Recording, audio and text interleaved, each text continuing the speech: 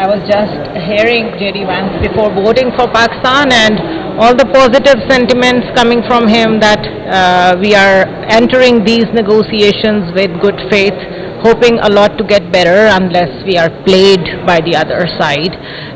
The vibe coming from all sides is positive, but what to make of it, it's hard to say. It could go either way. And at the moment, there is this calm and there is this urgency at the global stage that what's going to happen next, because markets are waiting, markets are responding in their own anticipation. A lot of stakes of all the regions in this single conflict, the size of this conflict is way too bigger than any other conflict that we have witnessed recently. So geopolitically, all eyes on Islamabad, and we are live here with Fahad Hussain, my colleague with me, and Kamran Yusuf. Let's explore what could be the possible outcomes of these talks, and of course these are only speculations because we don't want to jump the gun. Things are kept under guard for good reasons, so that there is no sabotaging of negotiation. So in the era of misinformation and disinformation, media has to play a very positive and responsible role. So let's start with you, Fahad. If I look back like a year ago, we had strained relationships with Iran to begin with.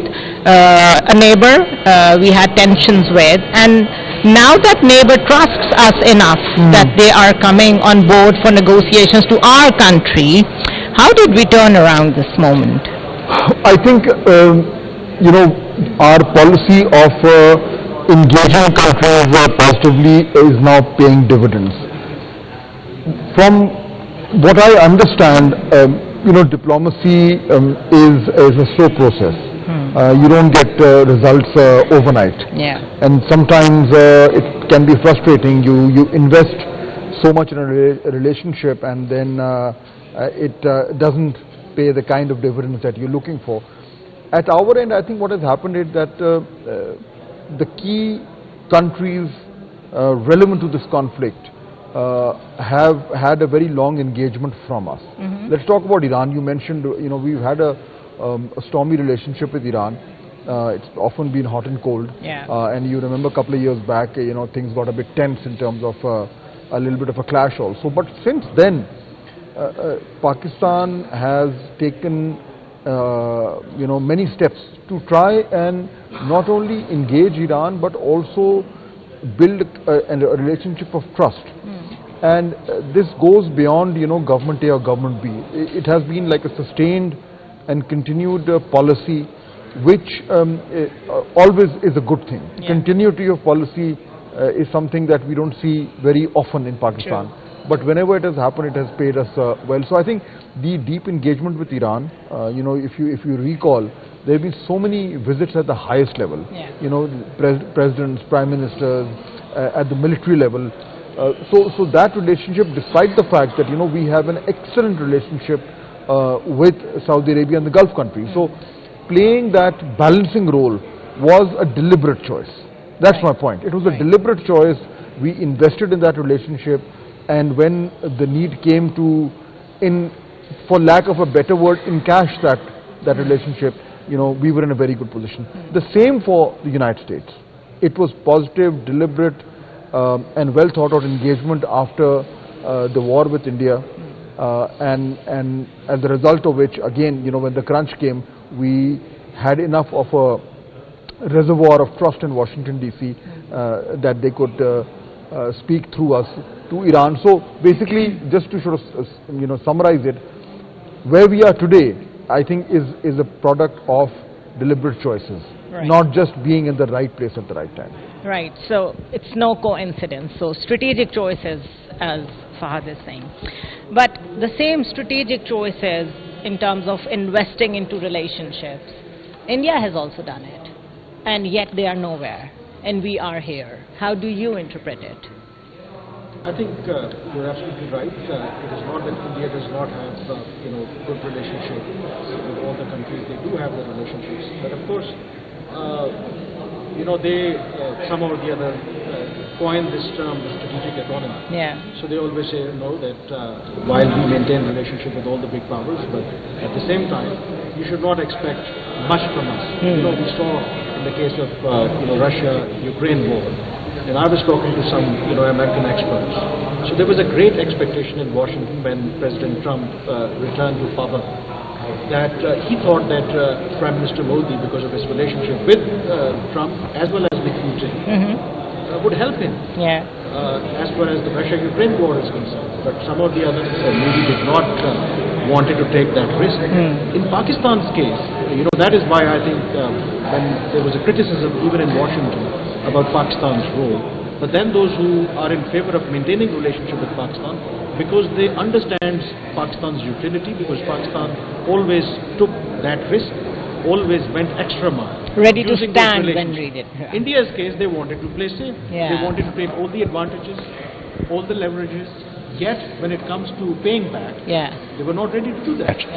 So I think this is also, a classic case and also a lesson for American policymakers that look, that if you were investing in India and expecting that they at the end of the day would give you a favor, or they would go against China, or in any way will help advance your strategic objectives, that is not going to be the case. On the other hand, in Pakistan's case, and this is also fascinating given the fact that previously, of course, that we were part of CETO-CENTO and we were considered as the most allied ally.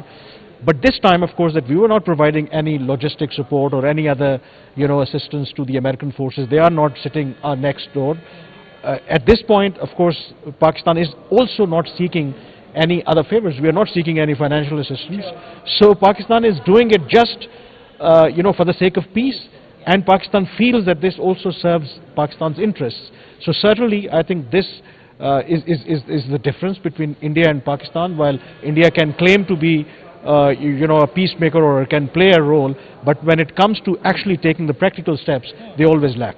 If I could just add to that, I think what Kamran is saying, it makes a whole lot of sense, because this whole concept of strategic autonomy, that we are so big and we are so important that we don't really need to go and engage people. People will come to us. It's that hubris, the arrogance. It's a certain worldview that the Indians have built for themselves, which doesn't connect with reality as smoothly as they would like it to. And I think as a result of which, we see an absolute clear difference of approach after, they got thrashed by us. They withdrew into their own thing. They got really angry and very antagonistic towards the US, and it was, they felt it was insulting that to admit that the US had come in and helped both of us get a ceasefire. And if you contrast it with how we reacted, so I mean that's the difference that I'm trying to argue, that they are, there's a term saying that you've drunk your own Kool-Aid. They are so inebriated with their own self-importance that they feel that we don't need to do anything. Things will happen for us. Right. Whereas we've been nimble on our feet when it comes to diplomacy. We've been smart. We've been forward-looking. We've engaged, and the results are now there for everybody to see. So I think in India, even if you look at the few rational people, commentators that there are, they are now actually acknowledging this fact that the way that we've conducted our foreign policy has brought us to a level where we are nowhere. Right. But here's the point. They've convinced themselves of this way of doing things that I don't see them changing course anymore. They're stuck. They're stuck in their own groove. Yeah. They think that they know best. Then that their government can do no wrong.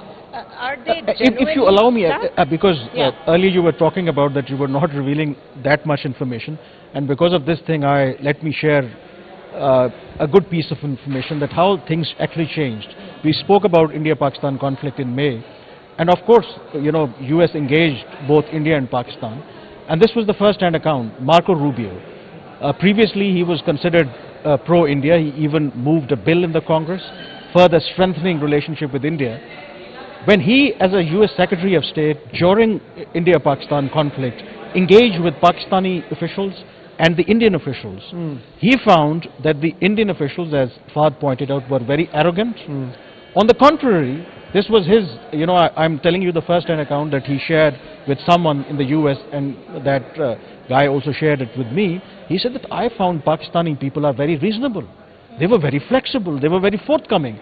So his world view about Pakistan and perception changed, because they thought that Pakistan is very rigid, Pakistan had some serious problems. When they engaged with Pakistan, they found Pakistan is a very reasonable people. They are willing to discuss issues. They have flexibilities. On the contrary, India was arrogant, and that actually thing backfired. So the whole world noticed it, let's put it this way. Also, it's interesting how they are part of Quad, they are part of the Indo-Pacific strategy, whatever it is, yet they are so irrelevant in their own region. It's fascinating, and as you said, maybe there is no realization even there. How do you think the security architecture of Gulf's gonna change or react once this conflict has moved a little from this point onwards? Kamran? I think there will be a paradigm shift. This is the one thing that we need to look out, because this, of course, 6-week-long war will certainly change so many things, and that is why I think the talks in Islamabad that are taking place have huge ramifications, not just for India, Iran, and the US, but of course the entire region.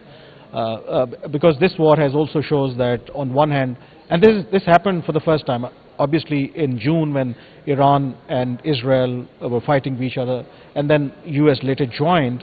It was only before the ceasefire agreed, they just it was a choreographed kind of a stuff. Iran launched some missiles to a US base in Qatar, but that was not a full-fledged attack. It was all done by a part of behind-the-scene understand. This time Iran, of course, retaliated, targeting all the Gulf countries. So already they had a huge trust deficit issue, and this war has further deepened those trust issues. So I think that will be a huge, shift, and certainly I think that is why many capitals in the Gulf country would be closely following those developments, that if there is an agreement, on what terms that agreement would be, how that will affect their economies, of course, that they rely on this oil and gas and everything. So one of the things that already you see, some of the countries are raising questions that this Strait of Hormuz should be governed by international law and freedom of navigation. No country should be given this right to control those things. But here, I think Iran is saying that no, Iran and Oman will decide that who should pass the Strait of Hormuz and who would not. I think this will be also one of the key sticking points during the discussion in Islamabad. So it has brought me to the point that Strait of Malacca, for example, has been controlled by American Navy, for example.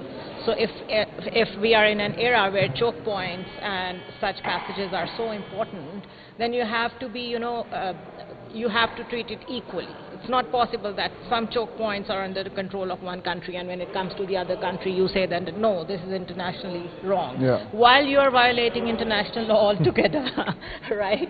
So the selective use of international law, how do you look at it? Yeah, absolutely. I think that is very obvious, and what we've seen in the past is that selectivity comes into play when the country that wants that selective treatment has the power to enforce it. And I think that this thinking, this logic that if you have the big stick, you can bend international law to your will.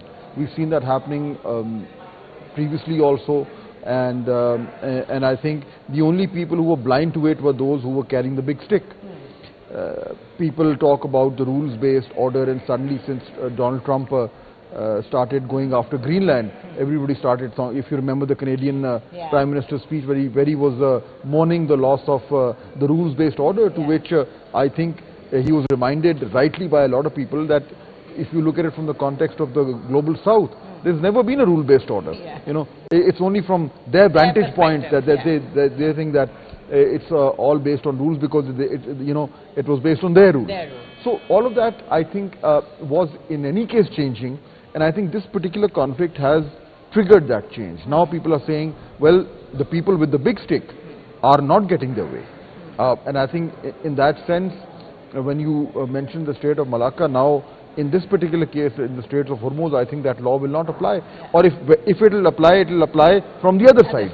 So it's a very interesting dynamics that are in play. And again, as we were discussing earlier on, that in this conflict, the people or the countries that are actually trying to bring an end to it are those who've always been at the wrong end of conflicts.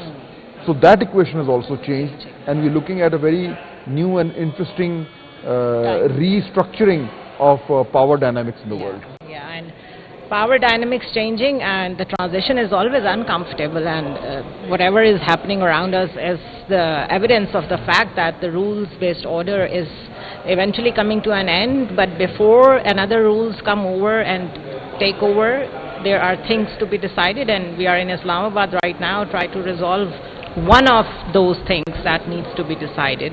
Let's take a short break here. We'll be shortly back to you.